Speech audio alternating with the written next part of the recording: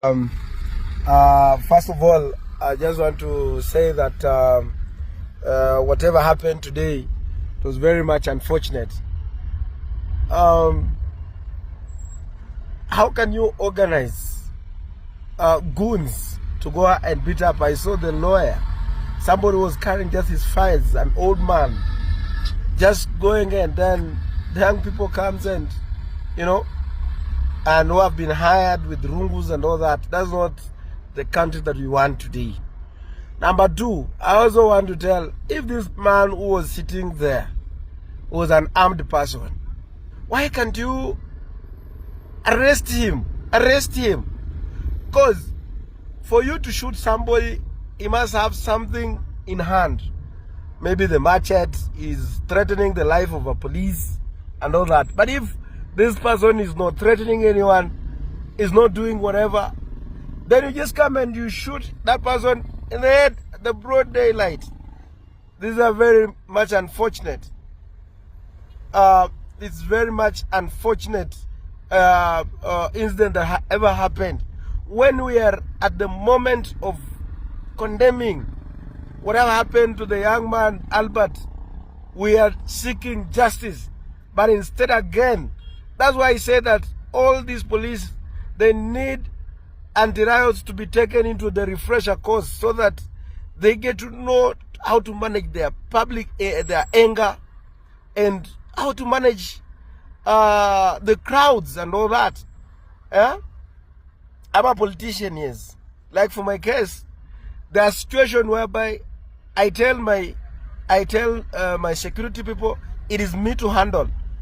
And I handle the people, and I handle without even giving a lot of pressure to the to my security team, because I will laugh with them, I will talk to the people, and at the end of the day, you find like I've solved the problem without using a lot of efforts, without using a lot of. So you can imagine 1,000 youth being thrown in the CBD of Nairobi. I don't know how much was being spent per person. Maybe could be 5,000, or I don't know how much. That much, it shows that is how people they have the money that they have stolen. Now they're just, instead of creating job opportunity for this young person, so this is an unfortunate event that we must condemn and call for the justice of that guy called Eli Joshua, as we continue also asking for the justice to Albert Ojwang. We are Kenyans, and Kenyans, we are not going to be divided. We, the young people, we are not divided on the basis of tribal. When it comes to life, it surpasses the interest from where the tribal cocoons and whatever. Thank you so much, and let's keep moving so that we find like we must make Kenya a country whereby anyone can live without fear of being killed or whatever. And that's the country, we want, a secured country called Kenya. And that is the democracy that we are looking for. Thank you so much. Thank you, ladies and gentlemen. I'm Babu Owino, Member of Parliament for Embakasi East constituency.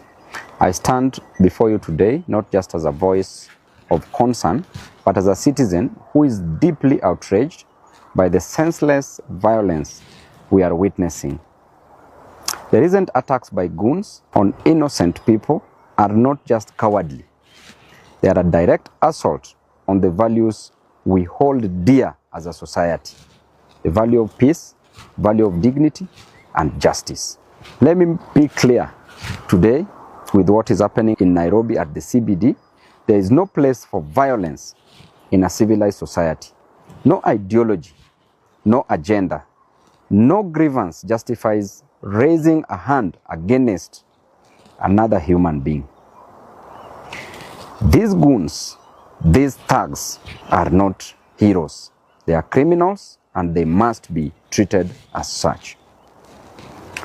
We cannot and will not remain silent when our fellow citizens are beaten, harassed, and intimidated. Silence in the face of such brutality is complicity. It is our moral duty to speak up, to demand accountability, and to ensure that those responsible are brought to book. I also take this opportunity to condemn the senseless killing of one innocent protester at the CBD today by a police officer. An officer whose responsibility is to protect lives and to protect property. But instead, these officers resorted into taking lives. I want to condemn this with the contempt it deserves. And I want to warn this officer, having known very well what is happening in this country, that his own boss is going to be charged for murder. How can you move further to kill an innocent protester whose only mistake is to go on the street to protest against the death of one of their own, the death of one Albert Ojwang, who was senselessly killed too in the hands of the police officers. Such police officers are criminals. Such police officers must be condemned. Such police officers must take plea, must be charged with murder. And we are waiting, we are seeing your actions, and at the right time, we will also act. To the governor of Nairobi, Johnson Sakaja, your actions today do not make you strong. Hurting others does not give you power. It reveals your weakness. It reveals your fear. It reveals your utter lack of respect for the rule of law. And we will not allow fear to win.